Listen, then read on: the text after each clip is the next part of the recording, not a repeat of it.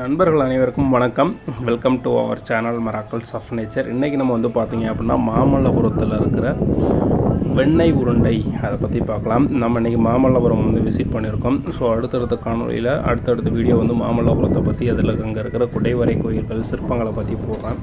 ஓகேங்களா? ஸோ நீங்கள் இப்போ தான் ஃபஸ்ட் டைம் நம்ம சேனலை பார்க்குறீங்க அப்படின்னா நம்ம சேனலை சப்ஸ்கிரைப் பண்ணி சப்போர்ட் பண்ணுங்கள். இன்றைக்கி நம்ம பார்க்க போகிற இடம் வந்து மாமல்லபுரத்தில் வெண்ணெய் உருண்டை, அதாவது வெண்ணெய் பந்து அப்படின்னு சொல்லுவாங்க.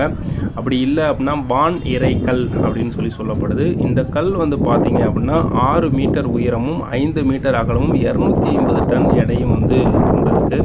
அது இல்லாமல் பார்த்திங்க அப்படின்னா 45 டிகிரி சாய்வு கோணத்தில் இருக்குது. ஸோ எப்போ வேணாலும், அதாவது வேறு எங்கேயுமே இந்த மாதிரி இந்த கல் நிற்கிறதுக்கான சாத்தியக்கூறை கிடையாது அப்படின்னு சொல்கிறாங்க.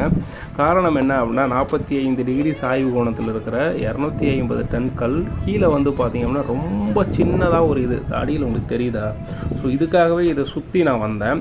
ஸோ அப்படி பார்க்கும்போது அப்படி கீழே வந்து க்ளோஸாக இருக்கா அப்படின்னு செக் பண்ணும்போது தான் தெரிஞ்சிச்சு இது இந்த கீழே இருக்கிற பாறையோடு ஒட்டி இருக்குது அப்படின்றது நான் ஒரு புக்கில் தான் படித்தேன். ஓகேங்களா? ஸோ இது வந்து என்னென்னா அப்படின்னா கால மாற்றத்தினால பல மில்லியன் வருடங்களாக இந்த கீழே இருக்கிற பாறையும் மேலே இருக்கிற பாறை ஒரு குன்று மாதிரி இருந்ததாகவும், காலப்போக்கில் மழை பெய்தலும் காற்று அடித்ததாலும் சைடில் ஃபுல்லாக அரிச்சு என்ன ஆயிடுச்சு, கால மாற்றத்தின் கால செறிவின் காரணமாக இந்த கீழே மட்டும் ஒட்டிக்கிட்டு இருக்குது.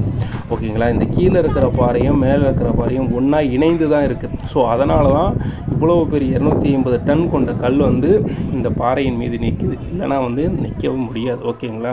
ஸோ இது வந்து பார்த்திங்க அப்படின்னா முதலாம் நரசிம்ம பல்லவன் வந்து கீழே சாய்க்கிறதுக்கு ட்ரை பண்ணிருக்காரு, முடியலை. அடுத்து வந்து பார்த்திங்க அப்படின்னா 1908 சென்னை மாகாண ஆளுநர் வந்து ஆர்தர் ஹோலாக் அப்படின்றவர் 7 யானைகளை கொண்டு நகர்த்ததுக்கு முயற்சி செஞ்சுருக்காரு, நகர்த்த முடியலை.